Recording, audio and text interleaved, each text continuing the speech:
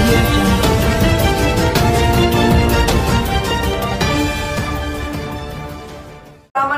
నిరాహార దీక్ష చేసిన జగన్మోహన్ రెడ్డి గారిని కానీ మరి మా ఎంపీలు 5 మంది తమ పదవులకి రాజీనామా చేయడమే కాకుండా ఆమరణ దీక్షకు కూర్చున్న వాళ్ళని ప్రజలు ఏ విధంగా హక్కును చేర్చుకోవాలో చంద్రబాబు నాయుడు చెప్పాలి.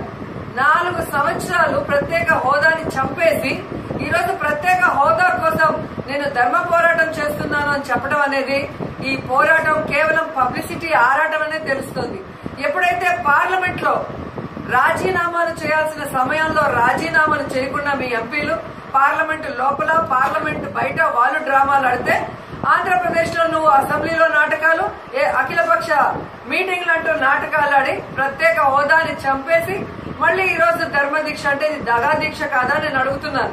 2014 డిసెంబర్ 31 వరకు ఏదైతే యూపీఏ గవర్నమెంట్ ప్రత్యేక ఈ రోజు 12 గంటలు కూర్చొని ఇదే ధర్మ పోరాటం అనుకున్నారు. ముఖ్యంగా యూటర్న్ అంకులైన నువ్వు కూడా అప్పుడే ప్రత్యేక హోదా అన్నావు, అంతకుముందు ప్రత్యేక హోదా వేస్ట్ అన్న పెద్ద మనిషి నువ్వు. ఈ రోజు నువ్వు మాట్లాడతావు మేమంతా కూడా వేరే ఎజెండానా.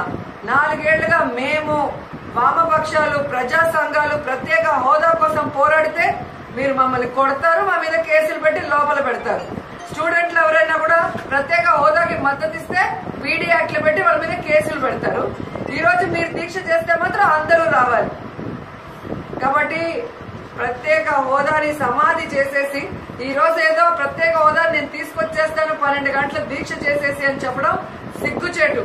ఇప్పటికైనా యూటర్న్ అయిన అంకుల్ మళ్లీ యూటర్న్ తీసుకొని ఇప్పటికైనా 25 ఎంపీలు రాజీనామా చేస్తేనే కేంద్రం మీద ఒత్తిడి వస్తుంది. కాబట్టి మా 5 మంది ఎంపీలు చేశారు.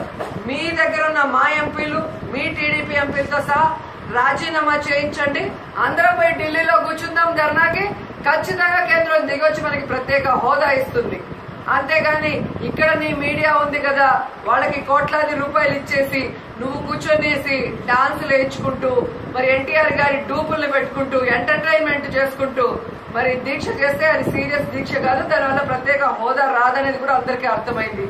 అండ్ ఎంత సిగ్గుచేటు అంటే అందరికీ నీతులు చెప్పే చంద్రబాబు నాయుడు తన యొక్క దీక్షా స్థలంలో తన పార్టీ ఎమ్మెల్యే అయిన బాలకృష్ణ గారు ఒక ప్రధాన మంత్రిని అనరాని. ఏంటండి వీడియో నచ్చిందా?